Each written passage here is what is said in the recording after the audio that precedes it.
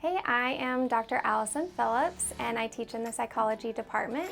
So a lot of the classes I teach are intro to psychology. I'm a developmental psychologist, so I teach lifespan development and child development. And then I also teach our statistics for psychology course, everyone's favorite. And I also teach abnormal psychology. I have some lecture that's there, it's just part of college, but I try to make it as engaging as possible. So I've got hands-on activities that you can do, I've got discussions that we have, sometimes we have a lively debate about a topic, but just to get you involved and engaged and make the material relevant. It's not something that's just in a textbook, it's your life that's being lived out, and I want you to be able to connect to the information there.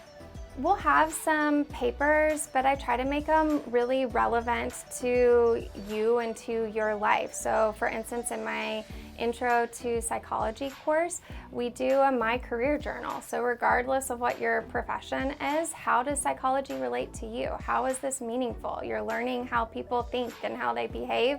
That applies to every profession. And so just really trying to understand, how does this information make sense for what you want to do in life. In the classroom, we do simulations. I have done a simulation of a panic attack to try to understand what that's actually like, to try to break down some of the stigma that exists towards mental illness and really get you to be able to connect with individuals that are suffering from different conditions. And so we try to make it really real. For my office hours, they do change a little bit from semester to semester. So I always say check the syllabus, look on Brightspace, and they're posted there, or they're posted on my office door when you want to come by and visit me in my office. We're here and we want to talk with you. We literally are in our office just to be available to meet with you, and so it's always a sad day when students don't come by, but we're available for anything. So I love when students come and they want to ask questions about class. Sometimes a classroom setting can be intimidating, so let's have a one-on-one conversation. Let's clarify it. My statistics for psychology class is a great example. I have a whiteboard in my office, so we can literally do statistics together here. That's the whole reason that it was put in my office, was to be able to do some practice problems together. I also like talking about career plans, life goals, what do you need to do if you want to go to grad school or into a particular profession, and just being able to map that out. The sooner you come and talk to your faculty, the better that it is, because sometimes these careers have quite a bit of planning involved in them. So let's start talking about it when you're a freshman or a sophomore and continue to discuss it and help get you prepared for those end goals. And finally, I'm here just to talk life. Like, you want to just come in and talk about something random? Please come by. Tell me the book that you're reading or the best movie that you watched recently. Like, there's nothing that is too random to come and have a conversation about. Like, we're here to build relationships with you and get to know you more than just a student inside of a classroom. If you come into my office, you're going to notice a ton of pictures. I have 3 beautiful children, and it's my job as a mom to show them off, and my office becomes that place that they get shown off. So there's tons of pictures of my kids.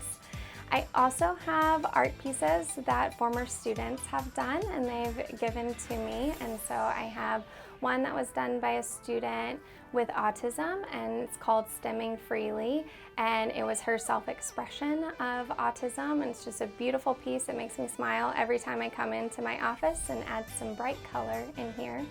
I have other pieces of art that they've done about how people are weird and we're different but not less, and different pieces like that that students have done, as well as various art pieces that my own children have done as well, and this gets to be the place where they're displayed. My family and I love to be outside. If I can get outside where I don't see cars or hear other noise except for nature, it's my happy place. So we do lots of hiking. My entire family mountain bikes. We learned to ski this year because we just moved to New Hampshire from Arkansas this year, so we learned to ski. I tore my ACL and MCL, but I'll be back on the slopes eventually.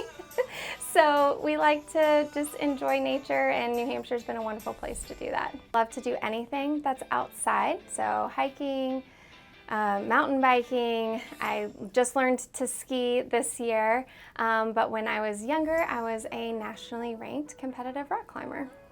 There was a climbing gym that went in my town, and I started climbing inside at the gym, and I'm a highly competitive person, so immediately looked into, are there competitions that you can do? And there are. So if you didn't know that, there are rock climbing competitions, and so I got to travel all over the country, from one end of the country to the other, doing rock climbing competitions, and then I climbed outside too, so anywhere I could go, I always brought my climbing gear with me. There's always a mountain to climb somewhere. My biggest piece of advice is get involved. You came here to be a campus student, and it's more than just going to classes. So go to a bulletin board, find something you've never done before, and give it a try for the semester. That's really what this is about, and that's where a ton of the growth happens and where you make connections with people, whether it be faculty, staff, other students. And so that's my biggest thing that I can tell you to do while you're here.